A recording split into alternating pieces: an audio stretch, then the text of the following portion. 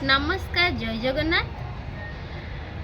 आज यही 80तम स्वाधीनता दिवस अवसर में आपण समस्त को आम परिवार तरफ हार्दिक शुभेच्छा और शुभकामना।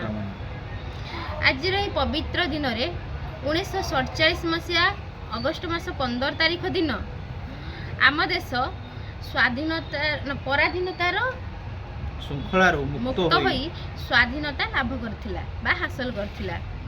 एही दिन रे बहु असंख्य वीर निजर सर्वस्व त्याग करिसंती, जेपरिक आमर बक्सी जगबंधु ओडिशार नै कि बक्सी जगबंधु सरदार वल्लभ भाई पटेल, महात्मा गांधी, नेताजी सुभाष चंद्र बोस, बाजी राउत, गोपबंधु इत्यादि महापुरुष माने तांकर सर्वस्व त्याग करी आम देश को स्वाधीनतार स्वाद चखैथिले।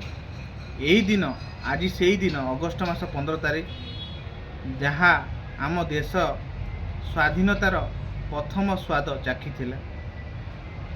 आमे समस्ते भारतीय बोली निजको गर्व अनुभव करूँ।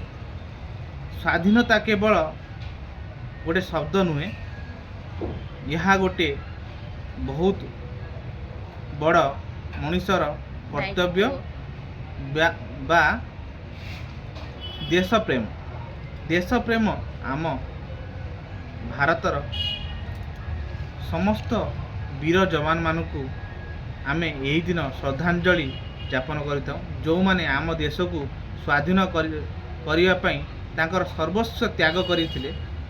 सेथिपई आमे यही दिन रे समस्त संकल्प नबा जे आम ये देश पाई जे आम देश न्याय प्रेम धर्म जाति सर्वशेष रे आम ये देश को भल पाइबा।